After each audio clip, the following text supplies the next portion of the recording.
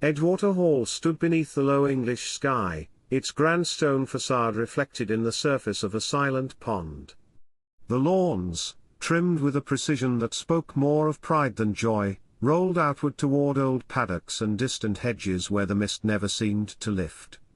Inside, the marble foyer echoed with footsteps that sounded too careful, too measured, as if afraid to disturb something long asleep. Lord Henry Pembroke-Smythe stood in the centre of the drawing-room, surrounded by a semicircle of expectant faces. Wealthy investors, all hungry for a piece of his family's legacy, watched him as he gave his speech about the line of Windsor's Comet, a line older than any contract or stock portfolio they might hold. His words flowed with practiced rhythm, quoting centuries of racing victories, royal gifts, and portraits in military uniform.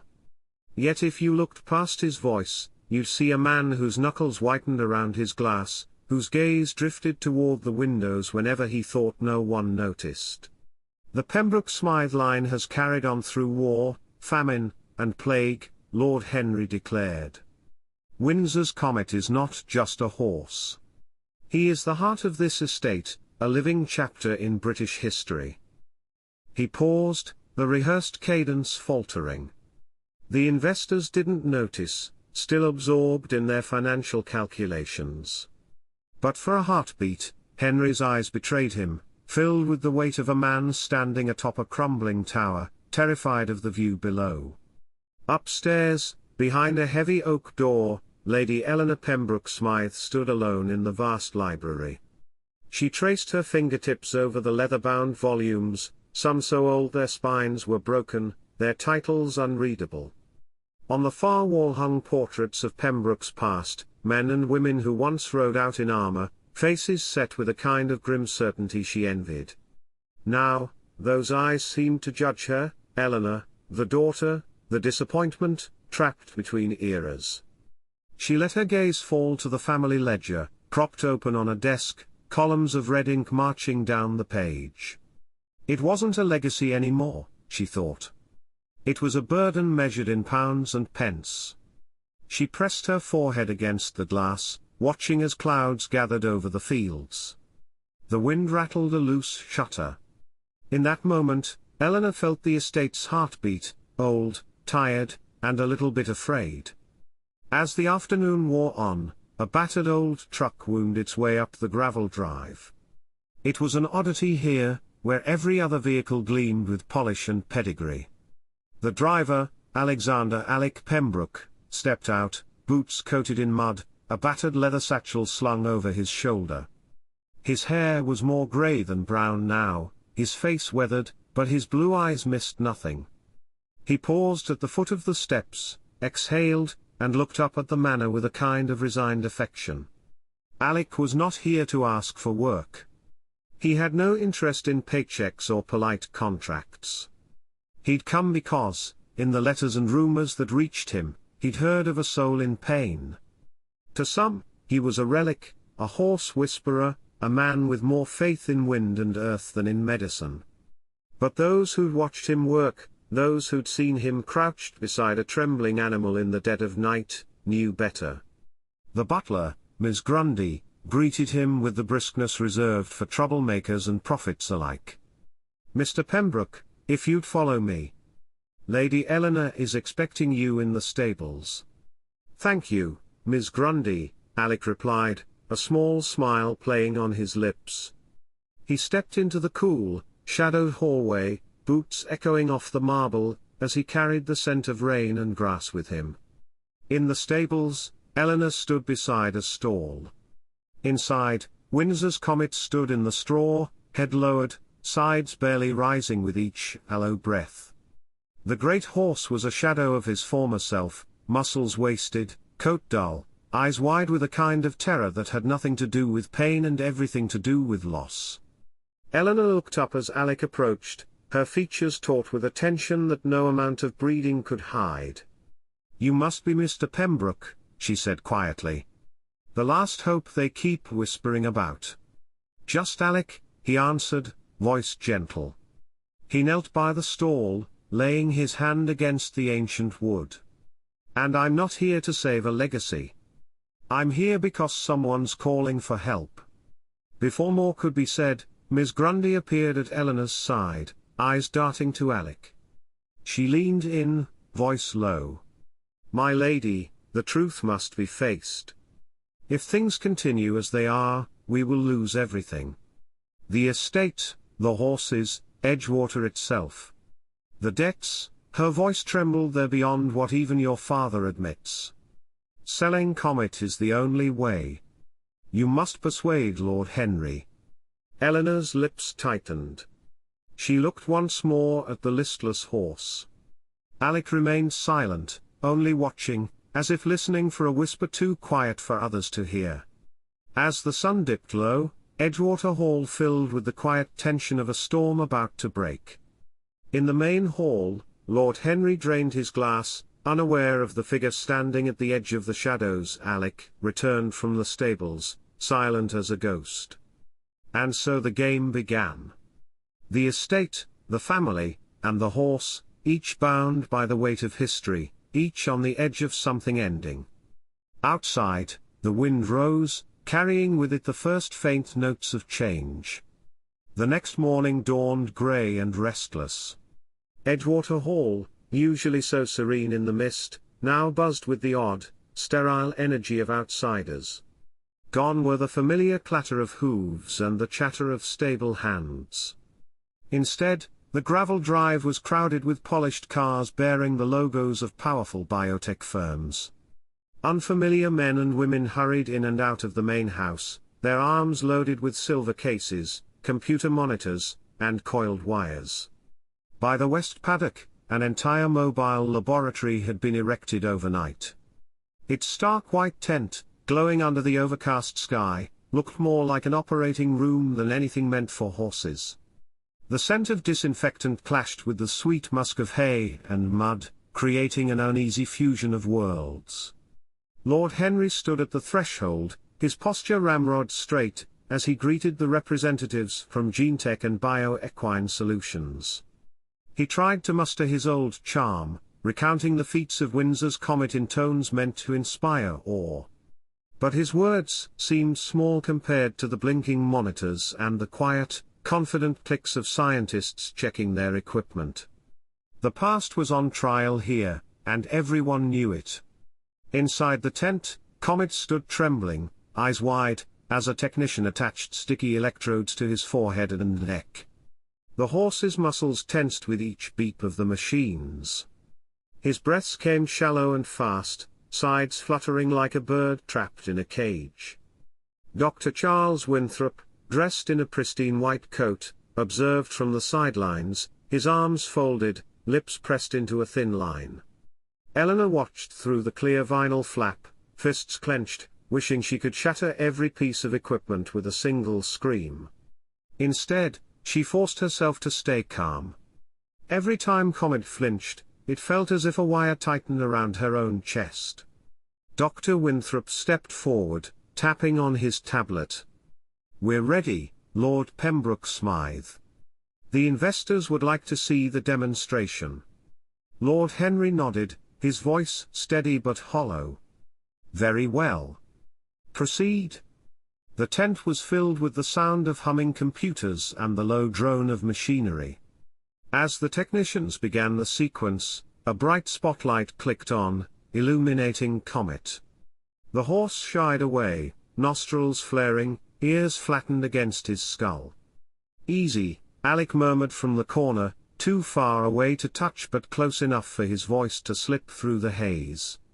No one paid him much attention, he was just a shadow at the edge of all this science, but he watched every twitch, every ripple of fear across the horse's face. The scientists spoke in low, clipped tones, calling out readings and numbers. Neural response at baseline. Initiate stimulus protocol, one said. Another pressed a button, and a mechanical arm moved, holding a patch to Comet's flank. For a moment, nothing happened, just the steady beep of heart monitors and the whir of fans. Then Comet jerked violently, eyes rolling, legs buckling beneath him. The machines exploded into a symphony of alarms. In the hush that followed, Comet collapsed, landing hard on the rubber matting, breath rasping. A stunned silence fell over the tent. Dr. Winthrop pushed forward, checking his screen, lips moving as he analyzed the incoming data. Eleanor rushed to the horse's side, dropping to her knees in the straw, pressing her cheek to his neck. "Stop it. You're scaring him." "Enough," her voice caught, raw and furious. But Lord Henry stood paralyzed, staring at the scene as if it were happening on another planet. For a second, the great man looked impossibly small, all his confidence shrunk to a trembling hand covering his mouth. Alec stepped forward at last, not caring about protocols or investors, not bothering to wipe the mud from his boots as he crossed the polished floor of the lab. He knelt beside Eleanor, placing a gentle hand on her shoulder, and the other on Comet's trembling side. Quietly, he whispered old Somerset lullabies, soft as moss, letting the horse feel his presence more than hear his words. Dr. Winthrop broke the silence, his voice clinical and detached. "Based on the neural scans, the data is conclusive. Windsor's Comet has suffered irreparable neural trauma. There is no scientific path to recovery. I am sorry, Lord Pembroke-Smythe, but this horse is lost." He let the word hang in the air like a sentence. The investors murmured among themselves, disappointment and calculation written across their faces. They were already thinking about how to salvage the deal, how to pivot to gene banking and patents. Eleanor stood, her face streaked with tears she refused to wipe away. She looked at her father, voice trembling. "Is this what legacy means, Father? Letting strangers poke and prod until there's nothing left but a pile of data?" Lord Henry's reply was a whisper. "We have no choice, Eleanor. Without Comet, there is no Edgewater. Without Edgewater." The rest went unsaid, but Alec heard it all. He watched Lord Henry, saw the flicker of guilt and grief cross the man's eyes. Then Alec stood up, turning to face Dr. Winthrop. "Maybe science says he's lost," Alec said softly. "But I hear something else. Give him time. Let him breathe. There's more to healing than what you see on a screen." Dr. Winthrop smirked, gesturing toward his tablet. "With all due respect, Mr. Pembroke, these machines do not lie. We can't waste resources chasing ghosts." But it was Miss Grundy, the butler, who finally broke the tension. She cleared her throat, looking between Lord Henry and Eleanor. "If I may, my lord, perhaps you should rest. Let everyone cool their heads." Lord Henry nodded, exhausted. As the scientists packed their gear and the investors prepared to leave, Alec stayed beside Comet, stroking the horse's neck, whispering to him in the language of patience. Outside, the wind picked up, rattling the tent as dusk fell over Edgewater Hall. For now, the legend had fallen, battered by the cold judgment of modernity. But somewhere deep inside the old stables, a different kind of hope had begun to stir, quiet, stubborn, and not yet ready to die. Night lingered over Edgewater Hall, wrapping the ancient stones in a heavy silence broken only by the distant calls of an owl.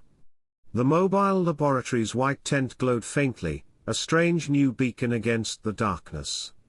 Inside the stables, the hush was tense, as if every brick and rafter was waiting for a verdict that could change everything. In Lord Henry's study, shadows flickered across shelves lined with hunting trophies and oil portraits. The fireplace burned low, barely chasing away the chill. Henry stood with his back to the window, shoulders rigid, gazing at the bottle of scotch on his desk but not pouring a drink. The echoes of Dr. Winthrop's verdict replayed in his mind: irreparable neural trauma. No path to recovery. Lost. He had built his life around Edgewater, and now he stood at the edge of a void that not even tradition could bridge. Down in the stables, Eleanor paced the corridor, boots scuffing the flagstones. She couldn't sleep, not after seeing Comet collapse under those blinding lights and wires. Every time she closed her eyes, she saw his wide, terrified gaze. She paused at the stall door, peering through the slats. Comet lay curled in the straw, sides heaving, eyes flickering in restless dreams. Alec sat nearby on an old milking stool, his battered satchel at his feet, simply watching, the quiet patience in his posture at odds with the chaos that had swept the estate. A sudden burst of footsteps startled them both. Lord Henry appeared, his face pinched and pale in the lamplight. He stared at the horse, then at Alec, his voice brittle. "I've made my decision. We'll do the humane thing. Dr. Winthrop will return tomorrow. The insurance will cover the loss." Eleanor stepped between her father and the stall, her jaw set. "No, father. Not yet. Not while he's still breathing, still fighting." Henry's eyes flashed. "Eleanor, don't make this harder than it is. The horse is suffering. The science is clear. Is it suffering to fight for life? Is it compassion to give up because a screen says so?" Her voice rose, sharp with something fierce and new. For a moment, no one spoke. Alec's gaze flicked between father and daughter, weighing the history and pride in every line of their faces. He stood and faced Lord Henry. "Give me 7 days. That's all I ask. If there's no change, if Comet is still in pain, I'll leave Edgewater and you'll never see me again." Lord Henry let out a bitter, ragged sigh. 7 days. Is this more of your Somerset folklore, Mr. Pembroke? You think songs and salves will fix what nature and medicine can't? Alec didn't flinch. "You called me here for a reason. Not for science, not for luck, but because something inside you still believes. Let me try. I promise you, I'm not afraid to fail." The room was heavy with 1,000 unspoken memories, the losses Henry had buried, the hopes Eleanor still nurtured, the weight of a family name stretched across centuries. At last, Lord Henry nodded once, almost imperceptibly. 7 days. After that. He didn't finish. He didn't have to. Dr. Winthrop, who had slipped in during the standoff, snorted in disbelief. "By all means, indulge in superstition. But I'll be recording every second of your experiment, Mr. Pembroke. The investors are curious. If nothing else, we can show them how the old world clings to its ghosts." With a flourish, he produced a small security camera, mounting it above Comet's stall. "Let's see what miracles you perform in the dark." Alec merely nodded, eyes never leaving the horse. Eleanor gave her father one last look, a challenge and a plea, before following Alec into the quiet of the stable. The first day dawned cold and drizzly. Alec did not rush, did not touch Comet. Instead, he swept the stable floor, humming a tune so ancient even Eleanor couldn't place its origin. He brought in fresh hay, cleaned the water trough, and opened the windows to let in the scent of wet grass. Comet watched, ears flickering, but didn't move. The camera's red light blinked, recording every minute. Lord Henry stalked the hallways, restless and agitated. At lunch, he vented to Miss Grundy, who listened in silence, only offering, "Sometimes patience is its own kind of courage, my lord." That afternoon, Eleanor brought Alec a tin of tea and 2 thick slices of buttered bread. She watched him work, so gentle, so slow, as if he was repairing something invisible. "Do you really believe he can heal?" she whispered. Alec sipped the tea, meeting her gaze. "I believe every creature deserves to be heard. Comet's story isn't finished. That's enough for me." The second and third days passed in much the same way. Alec never forced the horse, never imposed his will. He sat in the straw, sometimes reading aloud from an old book of poetry, sometimes just breathing in rhythm with Comet's labored exhalations. At night, Eleanor joined him for a few quiet minutes, sharing stories about her childhood, about races run in secret and the thrill of galloping across the moors.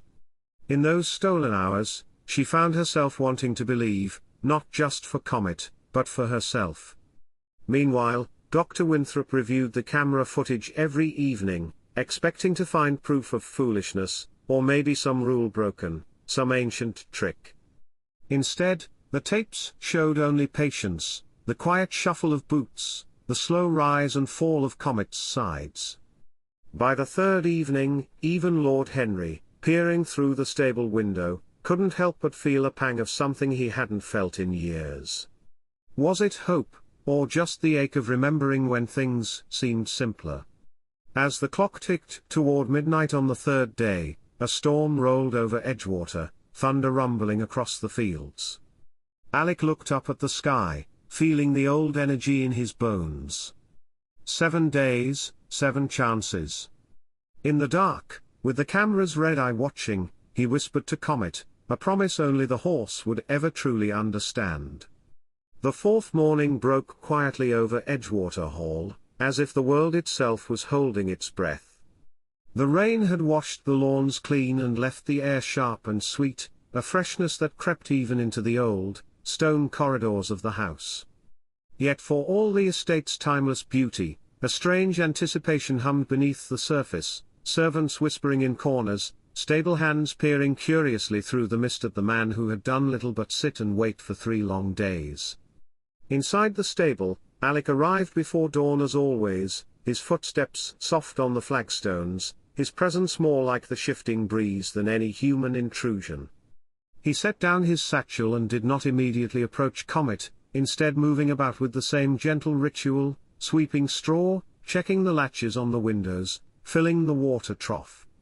It was the ordinary made sacred, a quiet routine that neither demanded nor expected anything in return. For 3 days, Alec had done nothing that the cameras could label as medicine. He had not touched Comet except to lay a calming hand on his withers, and even then, only when the horse had allowed it.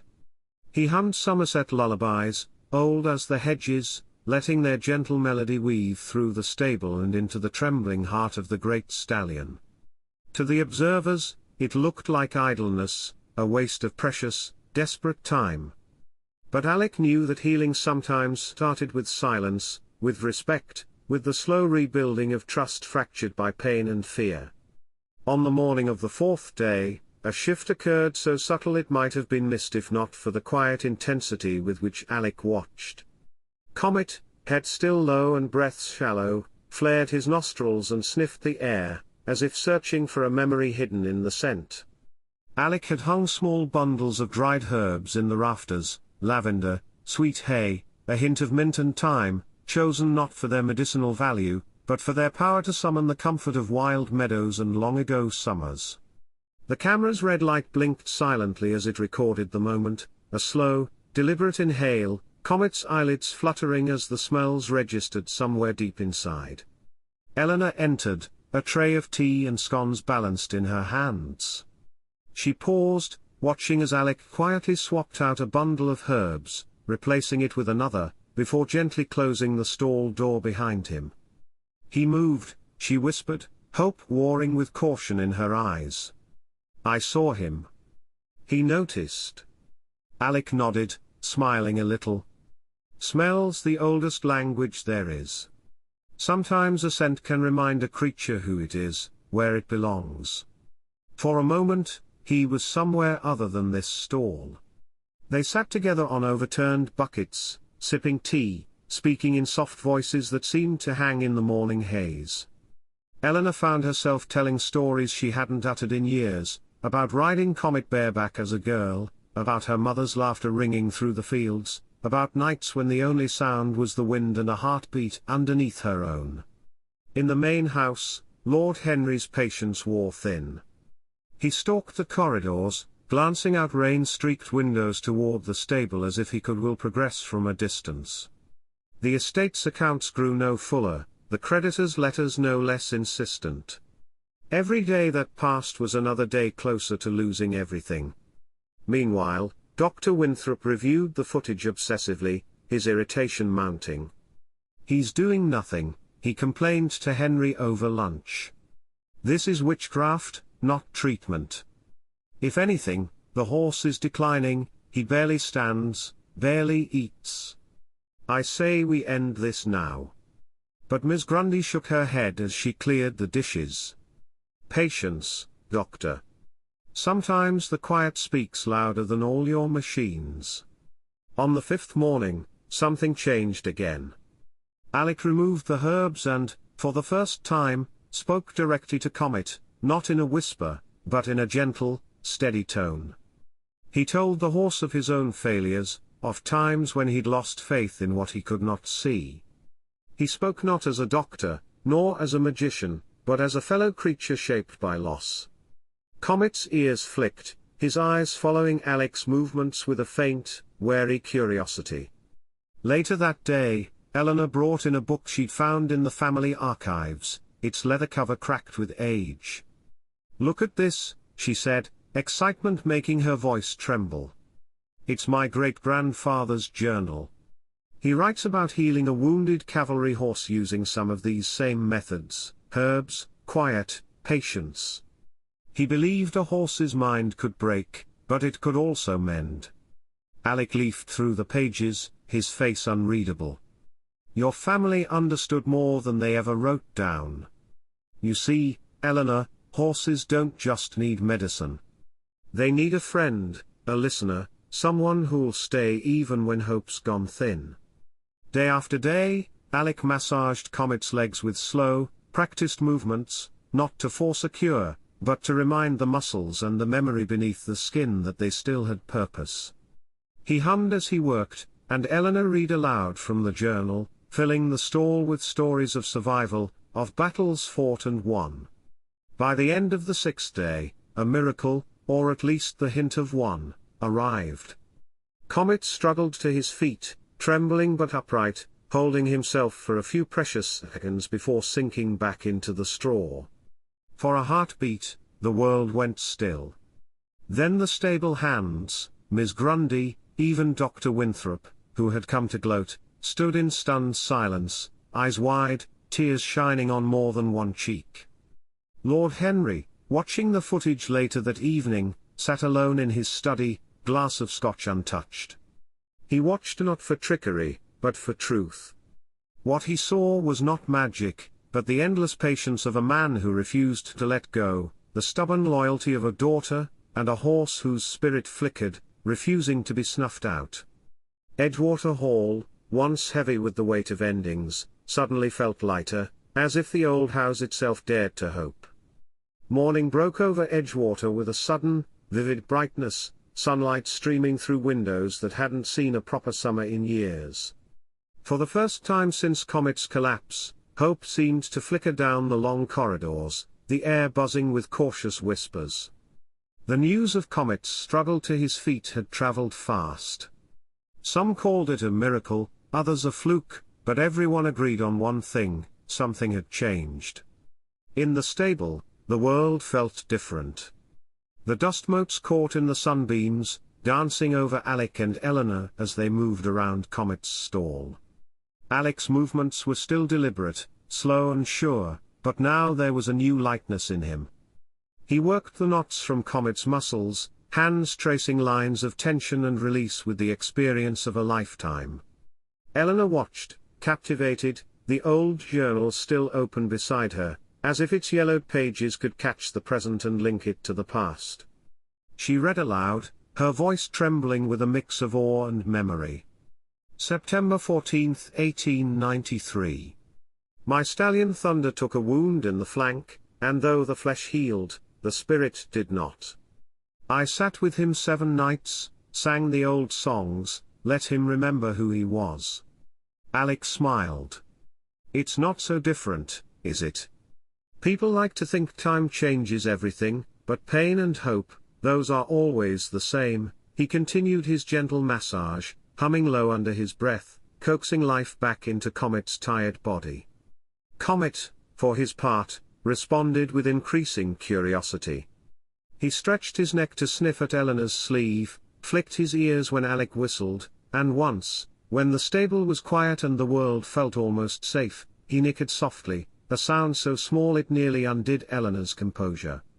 She pressed a hand to her lips, blinking back tears, not wanting to frighten the fragile moment away. Later that day, Miss Grundy entered, her eyes shining with unshed tears. She carried an old, silver brush and handed it to Eleanor. "For the champion," she said, voice rough. "Your mother used to brush him with this every night before the races. Maybe it's time you did, too." Eleanor nodded, overwhelmed, and knelt beside the stall, running the brush through Comet's mane. The horse stood quietly, his body trembling now not from pain, but from the strange sensation of remembered comfort. Alec watched the scene, silent and steady, knowing sometimes the most powerful healing was a touch and a memory. As the afternoon wore on, word spread through the estate. Stable hands gathered at the doors, some standing in the mud, hats in hand, peering in as if watching a resurrection. Even Dr. Winthrop, drawn by rumors of impossible progress, appeared in the shadows, arms crossed and jaw clenched tight. He said nothing as Alec worked, only observed, eyes flicking between Comet, Eleanor, and the battered satchel of tools. After a while, he turned away, but not before Alec caught the glimmer of doubt in his expression, a seed of uncertainty planted deep. By dusk, the stables had become a quiet sanctuary. Eleanor sat with Alec, the old journal between them, her voice low as she read stories of horses healed by patience and hands guided by faith, not science. Alec told her of his own philosophy, words tumbling out like water from a long-closed spring. "Horses don't need us to fix them, Eleanor. Not really. They need us to listen. To bear witness. Sometimes a creature just wants to be seen, to have someone say, 'I know you're hurting, but I'm here.' Most of what I do is nothing but staying. I stay until the fear has somewhere to go." Eleanor considered this, watching Comet rest, his breathing deep and easy for the first time in days. "I think people need that, too," she said. "We all want someone to stay. Even when it seems foolish." Alec nodded. "Especially then." It was nearly midnight when a soft commotion stirred the stable. Comet, as if sensing a change in the air, gathered his legs beneath him and with a great trembling effort, stood.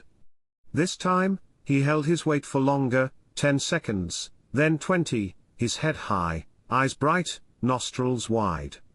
The stable fell silent as every witness, from Miss Grundy to the youngest hand, watched the old champion reclaim a piece of himself. Eleanor pressed her hand to her heart, tears streaming freely now, uncaring who saw. Alec stood at her side, the ghost of a smile crossing his weathered face. "You see? It's not a miracle, not really. It's just the world remembering how to breathe." From the shadows Lord Henry watched, his face caught between awe and uncertainty. Later, he would replay the footage from Dr. Winthrop's camera, searching for tricks, for sleight of hand, for anything that might explain what he'd seen. But all he found was patience, a man and a girl, an old journal, a horse learning to trust again. That night, the estate felt different. For the first time in years, Edgewater Hall wasn't just a mausoleum for a fading legacy. It was a place where hope, quiet and stubborn, might just win. As dawn spilled golden over the crest of Edgewater, hope lingered in the chill air, fragile but persistent. For the first time in weeks, Eleanor allowed herself a hesitant smile as she brought her morning tea to the stable. She found Alec already there, humming a half-remembered tune as he brushed Comet's coat. The stallion's eyes were bright, the tension in his body easing more each day. Even the birds seemed to sing differently, as if nature herself was joining in the cautious optimism that had taken root. Yet beneath this new warmth, darker currents moved unseen. The estate's debts remained, looming larger with every sunrise. Lord Henry's mood shifted between brittle hope and old, gnawing fears. He watched from the study window, fingers drumming impatiently on the glass, wary of letting faith replace reason. It was Dr. Winthrop who shattered the fragile calm. He arrived late that morning, clutching a manila folder, his eyes glinting with something between triumph and resentment. He found Lord Henry in the study and closed the door behind him, voice low but urgent. "My lord, I've been doing some research of my own," Winthrop said, sliding the folder across the polished desk. "You need to see this." Lord Henry, already tired from a sleepless night, frowned as he opened the file. Newspaper clippings, disciplinary reports, a faded photograph of a much younger Alec Pembroke in a white coat, shaking hands with someone in royal dress. Henry scanned the documents, his pulse quickening as he pieced the story together. Dr. Alexander Pembroke, Winthrop pressed on, was once considered the finest equine vet in the kingdom. Until the incident at Ascot. The royal thoroughbred died under his care. There was a scandal, a revoked license, whispers about negligence, or worse. Henry's jaw tightened. "Why am I only hearing this now?" "Because your daughter brought him here out of desperation," Winthrop snapped. "But you can't gamble your family's future on a man who's disgraced himself. He's playing at magic because he failed at medicine." The words echoed in the room, loud as thunder. Lord Henry closed the folder and stood, shoulders squared. "Bring him here," he ordered, voice cold. "Now." It wasn't long before Alec appeared in the doorway, trailed by Eleanor, who'd caught a glimpse of the tension. Lord Henry wasted no time. "Is it true? You're Dr. Alexander Pembroke. You lost your license after a royal horse died under your care." Alec met the accusation head-on, not flinching. "Yes. I lost everything I'd built because I made a choice, one I'll never stop carrying." Winthrop seized on the admission. He was meant to use a new experimental procedure. The royal family wanted a miracle, but he refused. The horse died, and he took the blame. Alec nodded slowly. "They wanted to try a treatment I didn't believe was safe. I argued, they overruled me. I stayed by that animal's side until the end. When it was over, there was blame to pass around. I took it, so a junior vet wouldn't have her life ruined. I was the senior, the face they needed for a scapegoat. I failed, but not the way you think." For a long moment, no one spoke. The truth filled the room, raw and uncomfortable. Lord Henry's anger cracked, replaced by confusion. "Why didn't you say so?" Alec's shoulders slumped, his voice softer. "Because it's not an excuse. I trusted machines and science and protocols over instinct, over what I knew about horses and pain and fear. I thought I could fix everything if I just did what the charts said. I forgot that what matters is right in front of you." Eleanor stepped forward, a fire in her eyes. She laid the old journal on her father's desk, its pages fluttering open to a passage marked with her own handwriting. "Look, Father. Our family survived because they listened, because they had faith in things you can't measure. What Alec's doing isn't superstition, it's remembering what we've forgotten." Henry's gaze drifted from the journal to Alec, then to his daughter. Doubt warred with pride, with old fears and desperate hopes. For a moment, he seemed as lost as any patient in Alec's care. Dr. Winthrop, sensing the moment slipping away, pressed his case. "We're talking about Edgewater's future. Do you really want to risk it all on a man with this kind of past?" But Eleanor stood her ground. "Is that what we've become? So frightened of losing what's left that we can't see what we're about to destroy? You saw Comet yesterday. Are you going to say that's a trick, too?" Henry turned away, rubbing a trembling hand over his face. Silence stretched, taut as a wire. Finally, he spoke, voice rough with exhaustion. 7 days. That's what I promised. We finish what we started. Alec nodded once, grateful but not relieved. Outside, thunder grumbled across the sky, as if nature itself was watching. Later, in the stable, Eleanor sat beside Alec, her voice soft. You don't have to carry it alone, you know.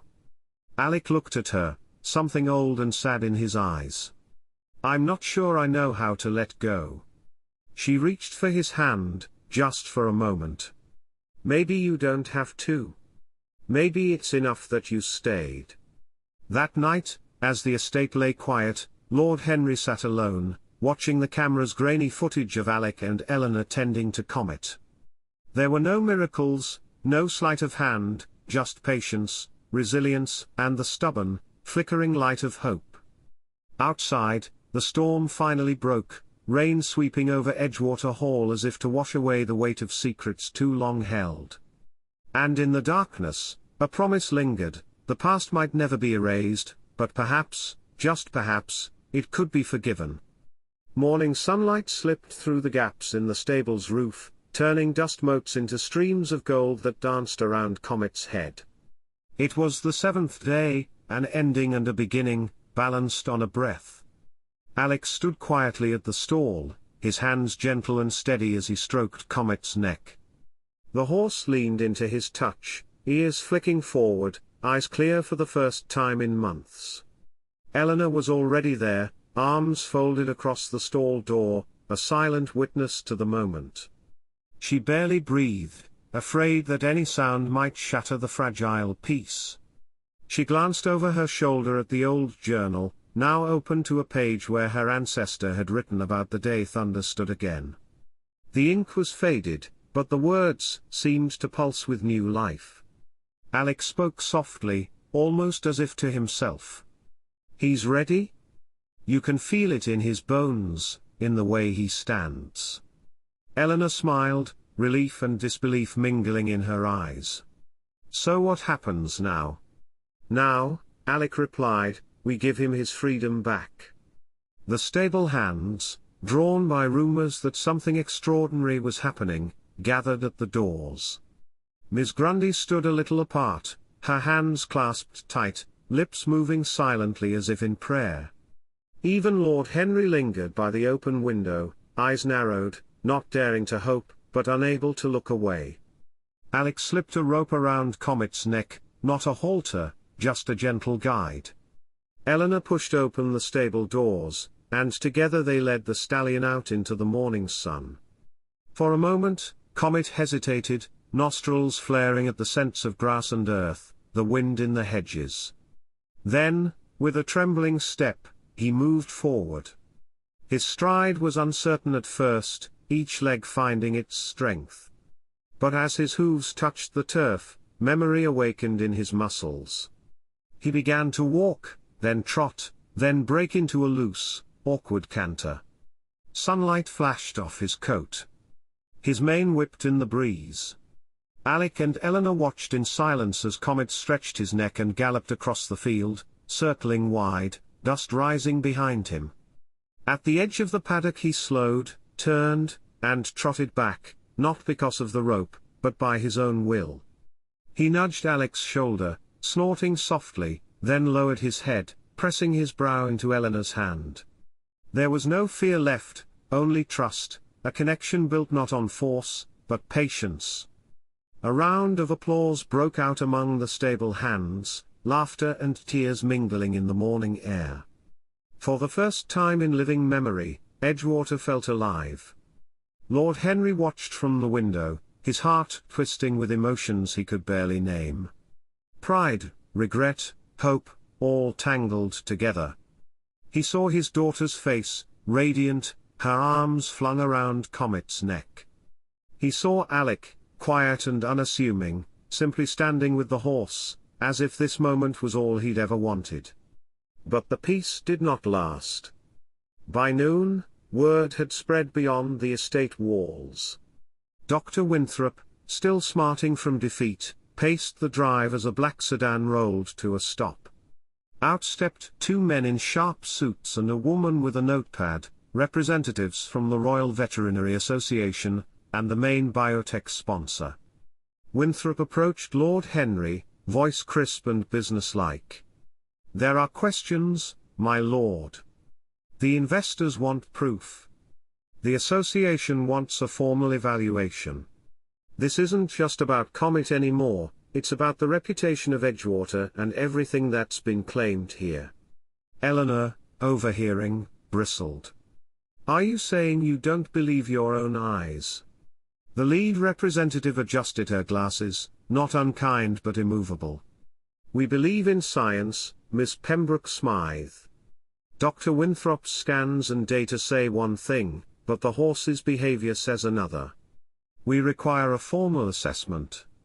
If Comet passes, the world will know the truth. If he fails..." Her words trailed off, the threat hanging in the air.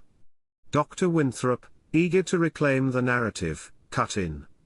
"We'll do it under strict conditions, full neurological exams, data collection, physical trials.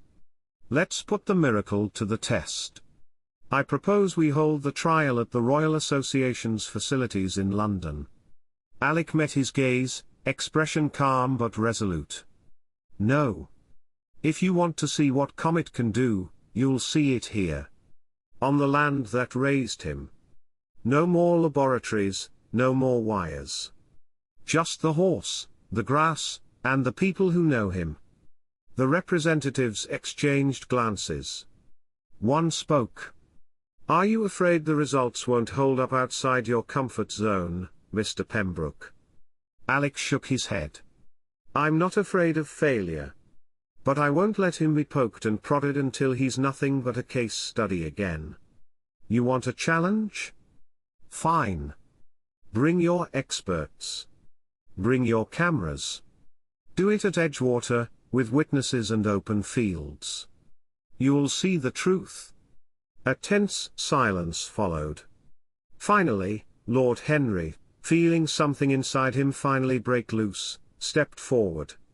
"This is my estate, and my horse. If we're to have a trial, it'll be here, under my rules. Take it or leave it."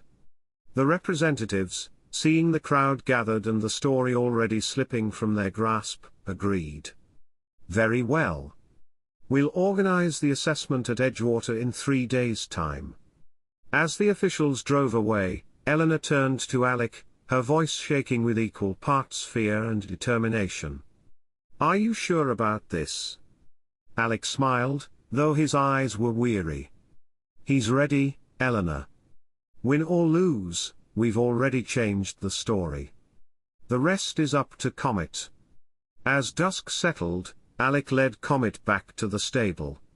Eleanor walked beside them, their shadows long in the golden light. Edgewater Hall glowed in the distance, no longer just a relic of lost glory, but a place where hope and courage had taken root. In the quiet, Lord Henry stood at the window, his heart full. For once, he did not look to the past or fear the future. Instead, he simply watched as his daughter and a ruined doctor led a broken horse home, and saw, for the first time in years, that legacy was something you built every day, not something you inherited. The days that followed moved with the slow, relentless gravity of a clock winding toward its final chime. News of Comet's impossible recovery had already rippled beyond the county. Now, Edgewater Hall found itself at the center of a quiet storm. Reporters appeared at the gates, peering through the ironwork, cameras slung around their necks, their faces bright with curiosity and skepticism. Lorries arrived with scientific equipment, portable generators, and folding chairs for the crowd of onlookers and experts gathering to witness the trial. The old estate, used to silence and slow decay, now pulsed with voices and the nervous electricity of expectation. Lord Henry strode the grounds with his old military posture, barking instructions to servants, his voice hoarse with stress and something like hope. Eleanor moved between the house and the stable in a whirlwind, her arms full of towels, water, and papers, hair unbound and wild, her cheeks flushed as if she'd walked straight out of one of the family's ancient portraits. Only Alec seemed untouched by the chaos, tending to Comet as he always had, moving with a peace that radiated outward, settling the animal even as the world pressed in. On the morning of the trial, the lawns were transformed into a makeshift arena. White canopies dotted the grass, flapping in the early breeze. Rows of folding chairs faced a cordoned-off paddock, where a team of technicians in white lab coats ran wires to wireless transmitters, and attached heart rate monitors to Comet's chest. Dr. Winthrop supervised with the precise attention of a surgeon, muttering instructions into a recorder and double-checking every connection. In another tent, a giant screen displayed a dizzying array of graphs, neurological scans, and charts pulled from Comet's history, a story told in lines and numbers. Eleanor stood near the fence, her heart in her throat, clutching the old journal like a talisman. Miss Grundy squeezed her shoulder. "Don't let them rattle you, dear. The truth doesn't need permission."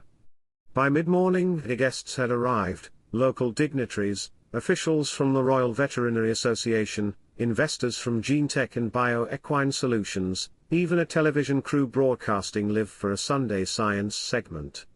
The crowd's murmurs grew as Lord Henry took the microphone, his voice booming out across the field. "Thank you for coming to Edgewater Hall," he began, trying to summon the gravitas of his ancestors. "Today, you will witness for yourselves the resilience of a champion, Windsor's Comet, the heart of this estate, tested not by reputation or tradition, but by your own eyes and instruments." A polite ripple of applause faded as Dr. Winthrop stepped forward, his tablet in hand. "We will begin with a baseline assessment. You will see, on these screens, the results of scans performed just 10 days ago. The data was clear: irreversible neurological damage. Science, as always, is honest. But if there has been a change, we are here to record it, objectively." The test began with the simple: walking, turning, trotting, responding to voice and touch.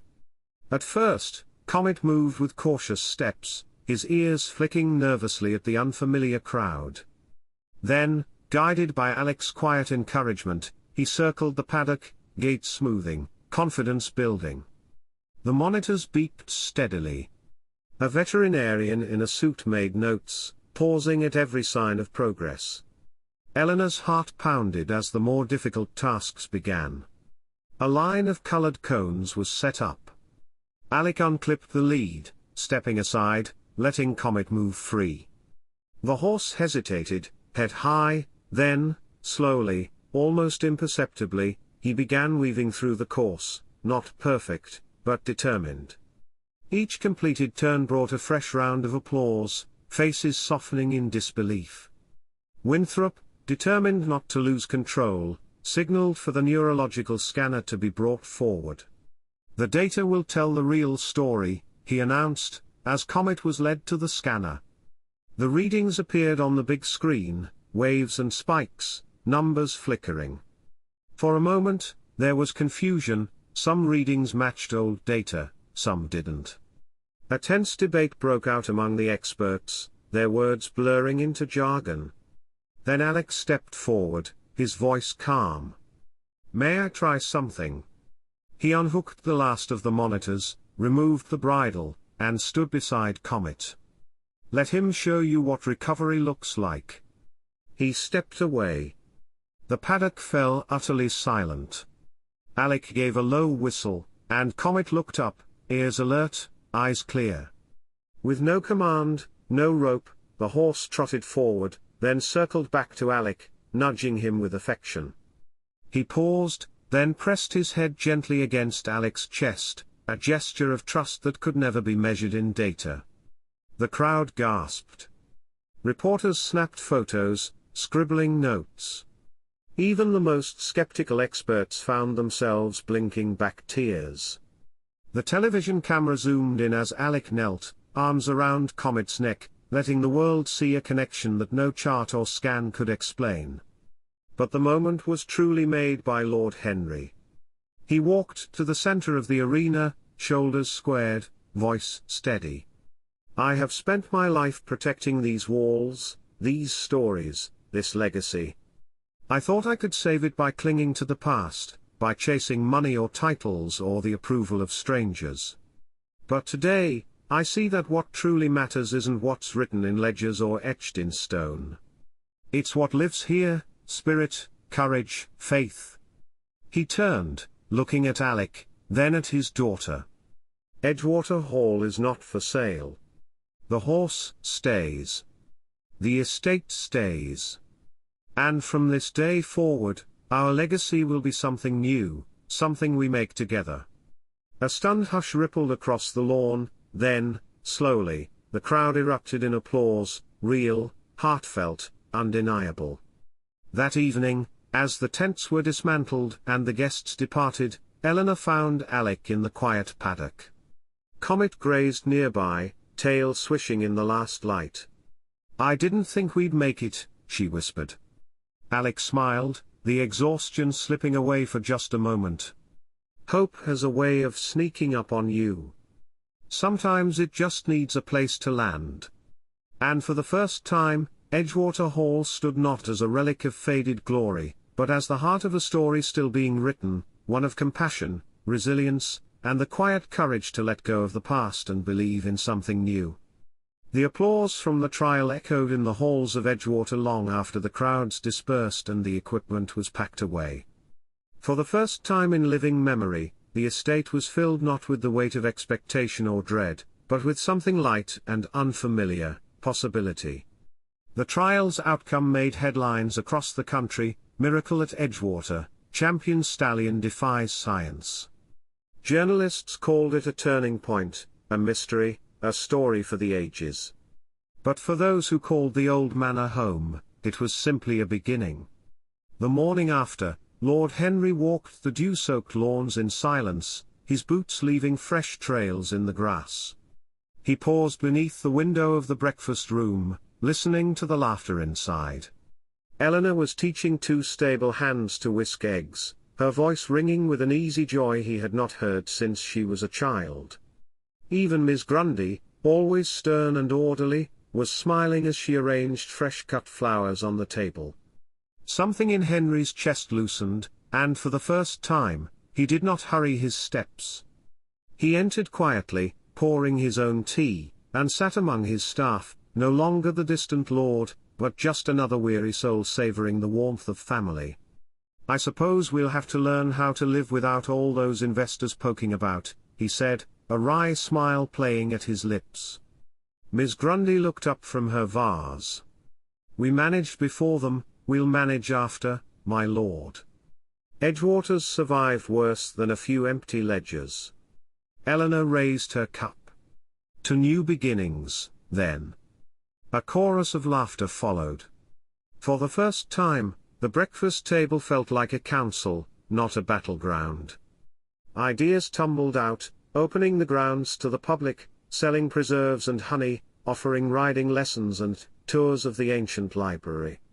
The estate's survival would depend on creativity and grit, not just old money and pedigree.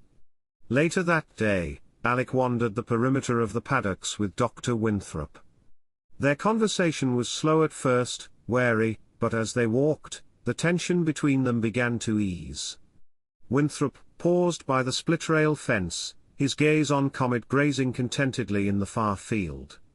"You proved me wrong, you know," Winthrop said, not quite able to meet Alec's eyes. "I thought I could see everything there was to see in a scan. But I missed the most important thing." Alec nodded, not gloating. "Machines can tell us when something is broken, but not always how, or why, to help it mend. There's more to healing than numbers." Winthrop offered his hand. "Would you consider working together? Combine your methods with my tech. Maybe we can do something real. For horses? For people?" Alec smiled, shaking his hand firmly. "That's why I came back, even if I didn't know it at the time." As the afternoon sun slanted across the fields, Eleanor brought out her journal and a stack of papers, her eyes bright with excitement. She gathered Lord Henry, Alec, Winthrop, and a few of the senior staff in the study. "I have an idea," she announced, spreading the papers on the table. Edgewater could become a center for equine therapy and rehabilitation. Horses from all over the world, champions and lost causes alike, could come here. We could blend tradition and technology, help both animals and people. The old ways and the new, together. Lord Henry leaned back, thoughtful. It's ambitious. It's risky. Eleanor met his gaze, unwavering. But it's ours. It's what Edgewater can be, not just what it was. Alec added, there's a need for it. Places where healing isn't just medicine, but connection. You have the land, the history. Winthrop has the science. We have the will. For a moment, no one spoke, the weight of the idea settling over them like the hush before a summer storm. Then Lord Henry nodded, a slow, proud smile spreading across his face. Let's do it. The days that followed were a flurry of activity. Letters went out to old racing partners and new veterinary schools. Construction began on new stables and a therapy wing. Eleanor led the charge, working late into the night drafting plans, answering inquiries, managing a growing stream of volunteers and donors. The old library became the beating heart of the project, its walls echoing with voices young and old, its shelves filling with not just history, but hope. Alec found himself at peace in a way he hadn't imagined possible. He spent his mornings with the horses, his afternoons teaching apprentices from all over the country, and his evenings walking the fields with Eleanor, talking about the future. Sometimes, when the light was just right, he could almost see the shadows of those who'd come before, riders and healers, teachers and dreamers, all gathered to bear witness to Edgewater's rebirth. Comet, now the unofficial mascot of the new center, thrived. Children visited from nearby villages, feeding him apples and braiding ribbons into his mane. His story became legend, not just a miracle of science or spirit, but a testament to the quiet, stubborn power of not giving up. As summer deepened, Lord Henry invited the whole estate, staff, volunteers, and the first cohort of therapy clients, to a picnic beneath the ancient oaks. There was music and laughter, stories told and dreams shared. For a moment, Edgewater felt suspended in golden light, as if time itself had paused, to bless the ground beneath their feet. That evening, as dusk settled over the hills, Eleanor and Alec sat on the veranda, mugs of tea warming their hands. "Do you think it'll last?" Eleanor asked, watching the sun slip behind the trees.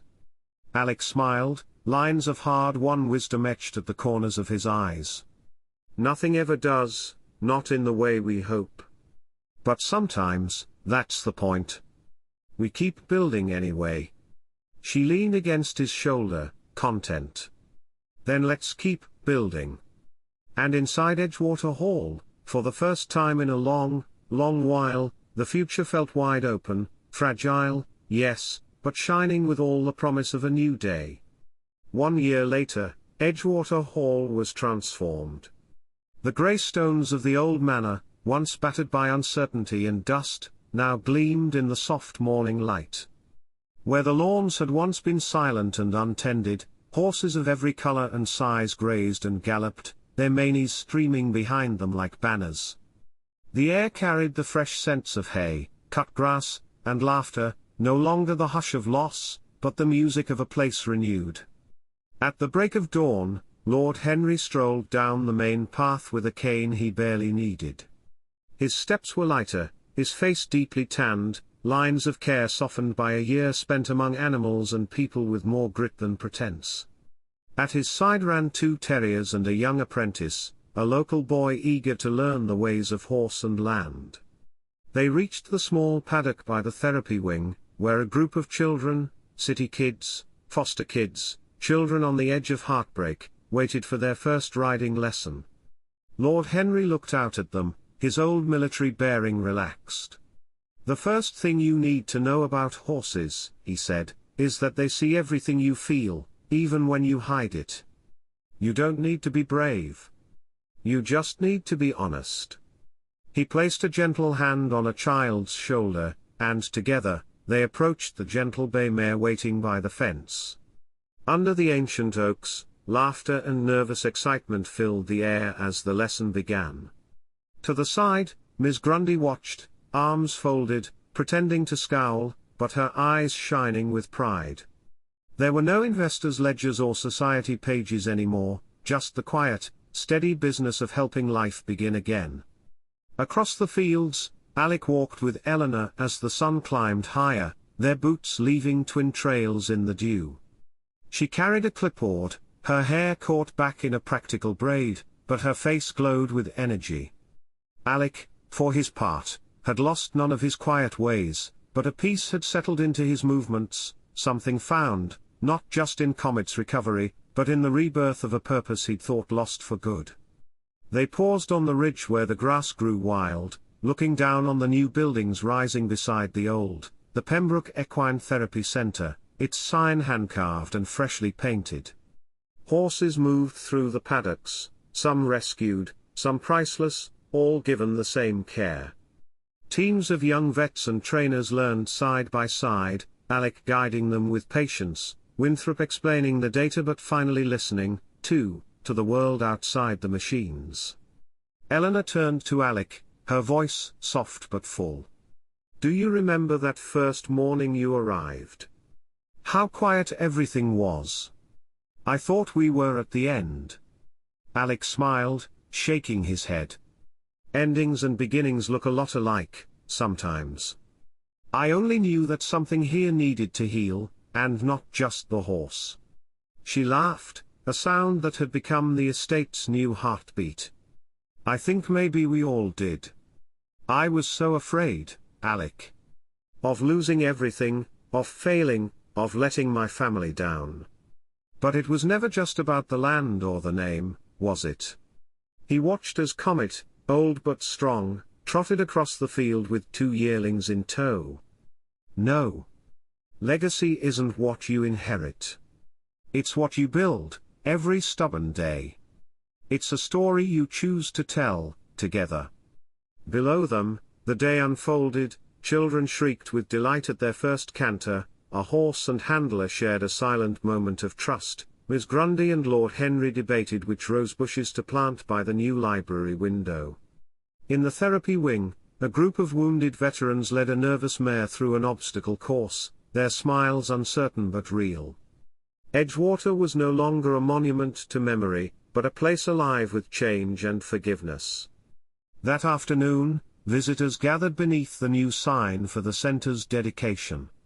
There were old racing friends, neighbors, families, even reporters, though now, most came not for headlines, but for hope.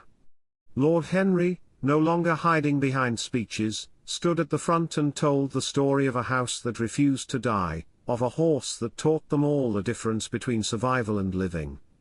"We tried for years to preserve what we had," he said, voice strong. "But real legacy means growing, not just holding on. It means trusting the future, even when it frightens you. It means believing in healing, not just for horses, but for everyone who comes here. Edgewater will never be what it was. But it can become something better." Applause rose, echoing across the fields. As twilight deepened, Eleanor and Alec walked the last round of the paddocks together, their words few but their hearts full. The children waved from the fence. Winthrop joined them, shaking his head in disbelief at how far they'd come. Miss Grundy called everyone in for supper, her voice still sharp, but her eyes betraying warmth. At the entrance to the estate, a new sign had been mounted, Pembroke Equine Therapy Centre, where science and compassion meet. The old gates, once rusted and locked, now stood wide open. The lanterns along the drive glowed against the deepening sky, welcoming travelers, healers, and the broken-hearted alike. That night, as the house settled and the world went quiet, Alec stood alone in the yard. He looked up at the stars, listening to the soft sounds of horses breathing, children laughing in their dreams, the gentle hush of a world made whole. Edgewater's legacy was no longer a burden, but a gift, a testament to patience, to forgiveness, to courage and change. And as dawn crept over the fields once more, there was only one story left to tell, that every ending is a beginning, and sometimes, the greatest miracle is choosing to stay and build again.